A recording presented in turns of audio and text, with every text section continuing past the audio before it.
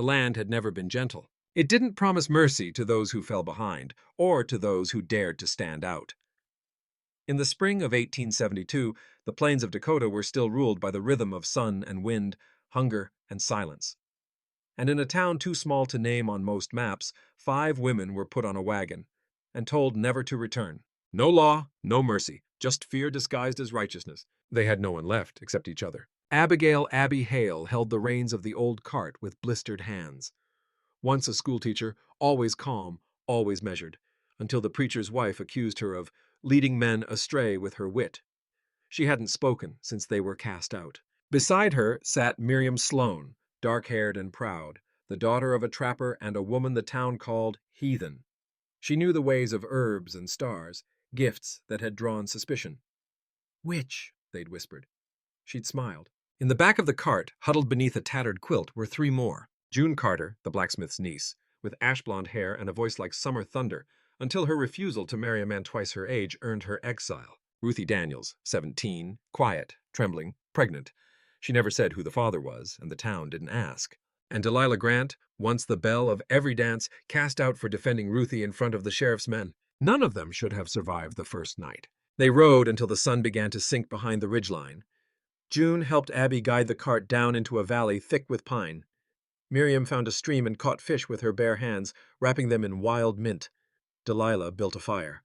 Ruthie wept silently beneath a tree, her hand cradling her growing belly. They didn't speak much, but in the silence, something grew. A bond forged not by choice, but by fire. 3 nights later, the storm came. A violent curtain of rain, thunder shaking the mountains. The cart tipped. Ruthie fell. The fire died. They were cold, wet, lost. And then they were not alone. From the shadows of the trees came riders, silent, swift, faces painted with ash and ochre, hair braided tight, spears and bows in hand, but no arrows loosed. The women froze. Delilah stepped forward, arms up. "We're not here to harm. We're not here to take." A tall man dismounted, his eyes sharp, his stance proud, a feather woven into his braid. He looked at each woman, his expression unreadable. Then he spoke in slow, careful English. "You are not meant to die here." They did not know his name yet. They did not know the village hidden deep in the valley. They did not know the stories that would one day be told about them. They only knew this. Someone saw them, and it chose to help. The storm left everything soaked. Blankets, boots, hope. The 5 women stood huddled together as the strangers dismounted around them, moving with the quiet certainty of men who knew the land better than they knew roads or maps. Abby stepped forward first, her voice hoarse from the cold. "Who are you?" The tall man, the one who had spoken, tilted his head. "I am called Tahu Wikasa. It means he who knows fire." His voice held strength, but not threat. Miriam's gaze lingered on his painted face. She whispered, "They're Lakota." Tahu nodded, eyes flicking to her. "You know our ways." "A little," she replied. He looked at the others. "You are cold. You are hunted by the sky. Come." Delilah hesitated. "Why are you helping us?" He turned back, his answer simple. "Because others would not." They followed him and the riders into the dark, past trees thick with mist, through winding trails no settler would ever see unless shown. At first, every rustling leaf made Ruthie flinch, every crack of a twig tightened June's jaw. But as the firelight grew ahead, something shifted. They reached a hidden valley, a place cradled by stone and forest. A cluster of teepees glowed with warmth, smoke curling upward into the stars. They were not the first outsiders to enter these lands, but they were the first women to do so carrying only fear and one another. The Lakota women greeted them with calm kindness. Blankets were wrapped around their shoulders. Stew was placed into hands too cold to refuse. No questions, no judgment, only care. Ruthie was led to a small tent where a gentle elder woman examined her belly and smiled. "Strong," she said, touching Ruthie's cheek. "Your child will see spring." Tears broke down Ruthie's cheeks for the first time since they'd left the town, not from pain, but from relief. Later, the 5 women sat near the central fire, drying their clothes and soaking in the silence. Abby whispered, "I don't understand why they would help us. We're strangers." "No," Miriam replied softly. "We're women who've been thrown away. They know what that feels like, too." That night, each of them slept under warm hides, full for the first time in weeks. But sleep didn't come easily. Delilah stared at the stars, her fingers brushing the edge of her blanket. June sat awake, holding a small knife the blacksmith had secretly given her. Miriam murmured in Lakota to the wind. And Abby dreamt of fire, not the kind that destroys, but the kind that lights the way home. At dawn, Tahu stood near the stream, sharpening a blade. Abby approached, wrapping her shawl tighter. "Why did you really help us?" she asked. He paused. "Because once I had a sister. The soldiers burned our camp. She ran. No one helped her. I could not find her." His eyes lifted to hers. "When I saw you in the storm, I saw her." Abby's voice shook. "I'm sorry." He shook his head. "You are not her, but I will not lose you too." She walked back to the others in silence, carrying more than just borrowed warmth. She was carrying a piece of someone else's grief, and realizing her own had a place to rest. By the third morning, the valley no longer felt like a place they stumbled into. It began to feel like somewhere they might belong. The Lakota didn't press the women with questions. They didn't ask what wrong they'd done or why their own people had cast them out. Instead, they offered what had been denied to them elsewhere: respect, space, and time. June, always restless, found herself drawn to the forge, a modest hut near the river where tools were sharpened and arrowheads shaped. The Lakota blacksmith, a quiet man named Wian, watched her test the weight of a hammer before saying, "You've done this before." "My uncle taught me," she replied. "Town said it wasn't a woman's place." He placed a worn mallet in her hand. "Then it's time we fix the town's mistake." Delilah spent her days helping prepare hides and learning how to tan leather. It wasn't elegant, not like the dance halls she once ruled, but there was honesty in it. Her hands that once served tea to men with greedy eyes now stitched moccasins for children with laughter in their lungs. "You're not made for the parlor," one of the older Lakota women told her, smiling. "You're made for the earth." Delilah looked at her calloused hands and nodded. "I think you're right." Ruthie, with her belly growing each day, was given a space of peace near the elder women. They braided her hair, sang songs to the unborn child, and told stories of birth and strength. For the first time in her young life, she didn't feel like a mistake. One evening, as she watched the firelight dance, she whispered to Miriam, "They treat me like I'm not broken." Miriam smiled, brushing a strand of hair from Ruthie's cheek. "Because you never were." Miriam, already halfway between two worlds, fit in quickly. She spoke with the medicine woman, exchanged knowledge of plants, learned old songs she'd only heard pieces of as a child. With every new word remembered, a part of her healed. Abby, the quiet leader of the five, found her place among the young ones, teaching them to read from scraps of books she carried. She sat beneath trees with a circle of wide-eyed children, drawing letters in the dirt and reading poems aloud. "They listen to you," Tahu said one afternoon, watching from the edge. "They remind me what hope sounds like," Abby answered. He didn't say more, but the way he lingered near her, close enough to protect but never enough to crowd, spoke volumes. But even in a place so far from harm, whispers of danger rode the wind. That evening, as the sun dipped low, a young Lakota scout arrived in haste. He spoke quickly to the village elders, his voice tight. Miriam overheard one word: bluecoats. "Soldiers." Later, the five women gathered in Abby's tent. June paced. Ruthie clutched her belly. Delilah sharpened a knife that had never been used. "They said we could stay," Ruthie whispered. "But what if the army doesn't care?" "They won't," June muttered. "They didn't when they threw us out." Abby looked to Miriam. "What did the scout say?" "They're moving toward the southern ridge, just passing maybe. But Tahu says nothing is coincidence." Silence settled between them like fog. Then Abby stood. "We came here broken. They gave us shelter. We will not watch them burn for it." June blinked. "What are you saying?" "I'm saying if trouble comes, we stand." The next morning broke with a silence so deep it made every breath feel loud. Smoke curled from the Lakota campfires, but voices were hushed. Eyes watched the ridgelines, waiting, not with fear, but with readiness. The kind that only comes from a people who had learned to survive on land others tried to take. Abby woke early. She stepped outside to find Tahu crouched near the creek, sharpening his blade on a river stone. The sound was steady, rhythmic, focused. She stood quietly beside him until he said, "You're not running." "No," she replied. "We're done running." He nodded without looking up. "Good, because storms don't wait for fear to pass." By midday, a dust cloud appeared along the southern ridge, faint but unmistakable. 10 riders, blue uniforms, the American flag whipping behind them in the wind. "They're scouts," Wian said, scanning with his spyglass. "No wagons, but armed." The Lakota didn't panic. They gathered in quiet circles, prepared plans, hid the youngest deeper in the forest. But they would not leave their land again, and neither would the five women. Delilah stood at the edge of camp, shoulders squared. "They need to see us standing with them, not behind them." "We were cast out once," June added. "Not this time, not again." Miriam tightened the leather belt around her medicine pouch. Ruthie sat near the fire, humming softly to her unborn child, hands resting protectively on her belly. Abby gathered the children near her tent and taught them one last lesson for the day. Not with books, but with her presence. Courage looks like staying put when everything tells you to run. The soldiers arrived just before sundown. They halted near the clearing, guns holstered but visible. Their leader, a man with a scar running from his brow to his jaw, dismounted first. Tao stepped forward alone. Abby felt her heart pound. She wanted to run to him, to stand by him, but she knew his role now. This was what he had been made for. The officer's voice was clipped. "We're following reports of white women being held by force in Lakota territory." Tao didn't flinch. They were not taken. They were saved. "I'll need to speak to them." Tahu looked over his shoulder. Abby, Delilah, June, Ruthie, and Miriam stepped out of the shadows, walking together. Not timidly, but as a single unbroken line. The officer's brows rose. "Well, you're alive." "We're more than alive," Abby said clearly. "We were thrown out by the same kind of men who think they can control women like cattle. This land gave us shelter. These people gave us dignity. We stay with them freely." "You'd rather live with the Lakota than return to your own?" "We are with our own," Delilah snapped. Silence. The officer studied their faces. Then his tone changed. "Well, no crime's been committed here, but I'd advise you all not to stray too far from your kind." He turned back toward his horse. Rye dust rose again behind them, and then the riders were gone. That night the fire burned higher. There was no attack, no bloodshed, but there didn't need to be, because when danger came, they stood, and that made them legends. The wind that blew through the valley that night carried more than the scent of pine and smoke. It carried pride. Not the kind worn like a badge, but the quiet kind. The kind that builds inside you after surviving something that tried to unmake you.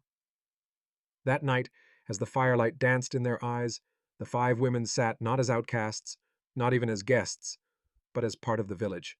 They had proven something. To the soldiers, to the Lakota, and to themselves. The days that followed were marked not by fear, but by rebuilding. June worked beside Wayan at the forge, her arms growing stronger, her eyes clearer. Together, they shaped tools, fixed hunting blades, and shared laughter, small, private, but real. One afternoon, as she handed him a new hammerhead she'd molded, Wayan looked at her and said, "The fire you carry, it doesn't destroy, it builds." June blushed, but she didn't look away. Delilah had begun weaving new garments with the Lakota women. Her fingers, once adorned in silk gloves, now pulled sinew and thread with confidence. One evening, a little girl offered her a beaded sash, saying, "You smile like my mother used to." Delilah wept that night quietly beside the river, not from sorrow, but from the realization that here she wasn't pretending. Miriam was often with the medicine woman now, treating wounds, gathering herbs, and singing softly as she crushed leaves into paste. Her eyes held something deeper now, roots rediscovered. She no longer stood between two worlds. She stood in her own. One evening, as she lit cedar and breathed the smoke in slow, steady rhythm, she looked to the stars and whispered thanks in Lakota for being seen. Ruthie, once the most fragile, had become a symbol of strength. The women of the village wove a baby sling for her and held her hands as she learned lullabies. Her steps were slower now, her belly fuller, but her voice, when she spoke, was no longer soft with fear. "Maybe," she told Abby one day, "my child will never know what shame is." And Abby, she found herself walking often with Tahu. He said little, but when he did, it stayed with her. "You teach them with words," he said once, gesturing to the children, "but you lead the women with silence. That is harder." She glanced at him, brow raised. "Are you complimenting me?" He smiled, only slightly. "If I was, you would deserve it." That night, they sat by the fire long after the others had gone to sleep. She asked him about his people, about his sister, about the pain of being both feared and forgotten. And when she spoke of the wagon, the storm, the exile, they didn't speak at all. They just sat in the stillness, together. Weeks passed. The valley bloomed. Wildflowers returned. Children played freely.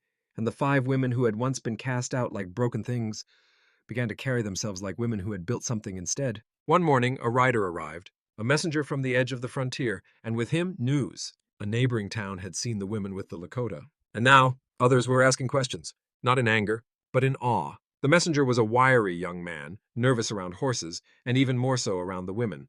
He stammered as he stood before Abby and Tahu, hat clutched tight in his hands. "Ma'am, sir, word's been getting around." Abby exchanged a glance with Tahu. "What word?" The messenger swallowed hard. That there's 5 women, white women, living with the Lakota, out past the shadow line. Folks thought you were dead, or taken, but now some are saying you were saved, that you stood down soldiers, that you refused to come back." Miriam stepped forward, arms crossed. "And now they're curious?" The boy shrugged. "Guess so. Some folks want to know the truth. Others say you betrayed your own. But there's one preacher, Reverend Gibbons, he's calling you a warning." "Of course he is," Delilah muttered. "Still," the messenger added quickly, "there's women, quiet ones, afraid ones, asking if what they heard is true. If 5 women really chose to stay, if you're free." That night the fire burned low, but no one slept. The 5 women sat with Tahu and the elders, debating what the message meant. "Do we answer?" June asked. "Do we let them come?" They could bring trouble, Weon warned. Curiosity can turn to fire. Abby looked into the flames. But if there's even one woman out there, one like Ruthie, who needs to know we survived, how do we stay silent? Ruthie reached over, took her hand, and nodded. They need to know we're real. Tahu's voice was low. Then tell them, but speak in your way. A week later, Abby wrote a letter. A single page, measured, clear, honest. We were cast out not for sin, but for strength. We were not taken by the Lakota. We were received. And we are not merely alive. We are free. We welcome no rescue. But if you are a woman who has been shamed for being herself, let this message find you. You are not alone. She gave the letter to the messenger, who rode off with wide eyes and a straight spine. And that was all they could do. Wait. But they didn't have to wait long. Within 3 weeks, another rider arrived. This one wasn't a man. She was a girl, maybe 16. Dust on her skirt, a bruise on her cheek, fear in her eyes, and something else. Defiance. I read what you wrote, she told June, who met her by the stream. I left before he could stop me. I want to learn. And she wasn't the only one. More came, one by one. Then in twos, a widow with calloused hands, a mother with 3 daughters, a teacher from Missouri, an escaped bride. The Lakota watched in silence. Then they did what they always did. They made room. The 5 who were cast out became more than survivors. They became teachers, leaders, healers, not saints, not saviors, but legends still living. The valley once hidden in shadow now pulsed with new life. Tents were added beside the teepees, weathered canvas from travelers, patched sheets, tarps tied with rope and hope.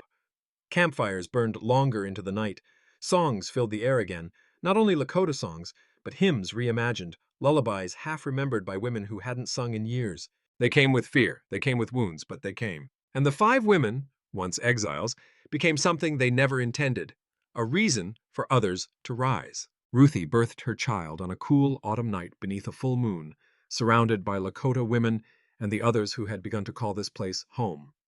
She named him Samuel, not for a man from the town, but for the one word she had longed for most, belonging. Tahu carved the child a rattle from bone and willow. When he gave it to Ruthie, she kissed his cheek without hesitation. He didn't speak, but later that night he stayed outside Ruthie's tent until sunrise. Protecting. June had become Wayan's apprentice in full. Her forge never cooled. Blades were shaped by her hands, tools for hunting, pots for cooking, even jewelry made from bone and stone. Weon gifted her a leather bracer with her name etched beside the Lakota word Wichasha Wingyang, woman of iron. She wore it every day. Miriam was known now as Red Root, a name the Lakota elder gave her after she healed a child with nothing but boiled bark and ash. She moved among the sick and tired like a whisper, gentle, firm, powerful. She no longer spoke of the town she left. It no longer held any piece of her. Delilah, once a dancer, once a parlor girl, now taught others how to walk with dignity again. She created a circle of women who had never been heard and let them speak. Together, they wrote songs, poems, dreams. One day, a young girl who had never laughed hugged her and said, "I didn't know pretty could be strong." Delilah smiled, eyes wet. "It's the only kind of pretty I believe in." And Abby? She never stopped teaching. But now she taught more than letters and stories. She taught about stillness, about standing your ground with grace, about how to speak when the world has told you your voice doesn't matter. And every evening she walked beside Tahu beneath the trees. Sometimes they didn't speak. Sometimes she read him words from a torn book. And sometimes he told her stories of stars and fire and how warriors never died, they became wind. "I see you," he said one night. Abby turned to him. "You always have." As the first snows came, the valley became quiet again. But it was not the silence of fear or exile. It was the silence of peace, of rebirth, of 5 women who had nothing and built something no law could erase. Snow layered the valley in soft white silence. The trees stood wrapped in frost, and the wind sang its old songs through the rocks like voices long past still watching from above. In other places, winter brought stillness and survival, but here it brought reflection. Inside the warmth of the gathering lodge, women sat close, stitching, laughing, sharing stories by firelight. Their tongues spoke different languages, but their hearts moved in rhythm now. June stood near the fire, forging new snow hooks and sled runners. She had built a sled from nothing but bones, wood, and iron. "For the children," she said. But when Weon saw the careful engraving of names, Samuel, Eli, Nita, Hope, he knew it was more than play. It was legacy. Miriam, Red Root, walked the ridges each morning, snow crunching beneath her careful steps. Her presence had become a ritual. She gathered herbs even beneath frost, whispered prayers to the wind, and left offerings of cedar for those who had not made it through the last winter. When she returned, she always greeted each face in the valley like it might vanish tomorrow, because once hers nearly had. Delilah sang to the little ones, songs not of love lost or sorrow, but of boldness, of laughter and thunder. "You were not born to shrink," she told them. "You were born to shout." A girl asked, "Even me?" "Especially you," Delilah answered. Abby sat beside Tahu each evening, their shoulders just brushing, their words slow.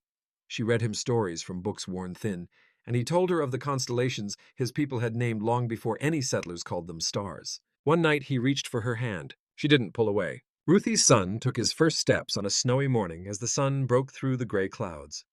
Samuel toddled toward the fire pit, arms wide, laughter like bells. The women cheered, and Ruthie cried.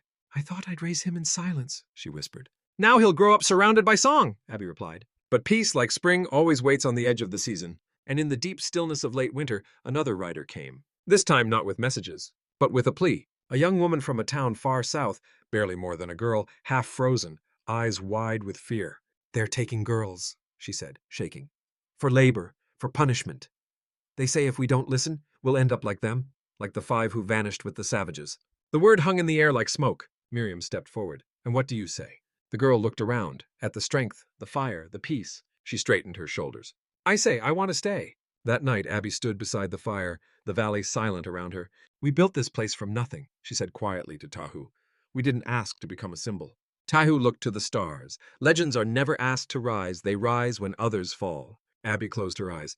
"Then we rise again." When spring finally broke through winter's hold, the thaw wasn't just in the soil. It was in the hearts of those who had once only survived. Grass returned to the ridges. New mothers sang lullabies in languages once buried beneath shame. Children ran through wildflowers where fear used to live. But more than that, word had spread. From settlement to settlement, whispers moved like wind. The 5 women who defied the towns.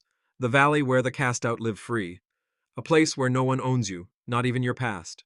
Some dismissed it as a rumor. Others called it rebellion. But among women, it became invitation. They came by foot, on mule, or by stolen wagon. Some came alone, carrying only the weight of their names. Others came in groups, wives who refused to be broken, daughters who would not be sold, mothers clutching children like anchors.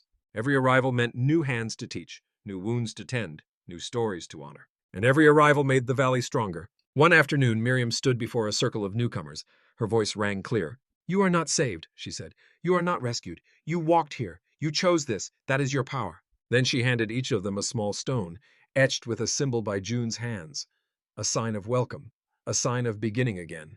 "Keep it until you believe," Miriam added. Abby watched it all from atop the southern ridge. Tahu stood beside her, quiet as always. "They keep coming," she whispered. "More every week." He nodded slowly. "The land remembers when it is treated with care. So do people." She turned toward him. "I never wanted to be anything more than a teacher." "You still are," he replied. "You just teach different lessons now." Abby paused, then said softly, "Do you think they'll ever stop trying to silence us?" Tao didn't answer right away. Then he said, "Maybe, but even if they do, the wind won't." She raised a brow. "The wind?"